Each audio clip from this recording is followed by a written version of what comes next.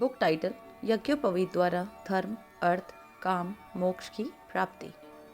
The eternal Indian philosophy and the resultant way of living life, which is called as Hindu religion, the way to live a life basis of philosophy, is all about searching for the highest truth while leading an austere life and being driven by principle. It was pioneered by highly esteemed individuals who, by the virtue of their acts and thought, were entitled to glorious titles like deity and mystics. All the system, order of the law, and traditions laid down in Hindu religion are to inspire divinity in humans.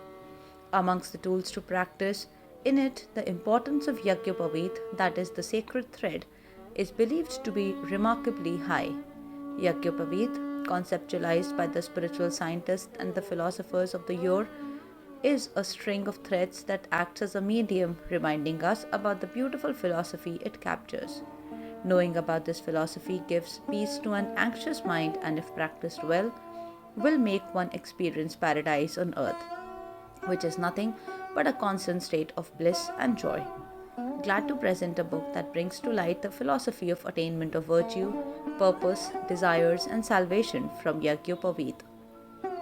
Book excerpts are: while pondering over the lines from the scriptures, it is clear that wearing Yajñopaveet is of extremely high importance. It is a sacrament of transforming a beast into a human. It is an attempt to imprint in their psyche that human birth is for living a life that has a high purpose and ideals. It is not for wasting it merely in chasing the wild desires of earning livelihood for self. Yajñopaveet is the symbol of reverence of idealistic Indian culture. It represents the conventional philosophy of developing divinity in humans. Hence, it is advisable to promote that the maximum number of people wearing it, despite their little or no understanding of its philosophy, because a seed sown will eventually sprout that will turn into a colossal tree gradually.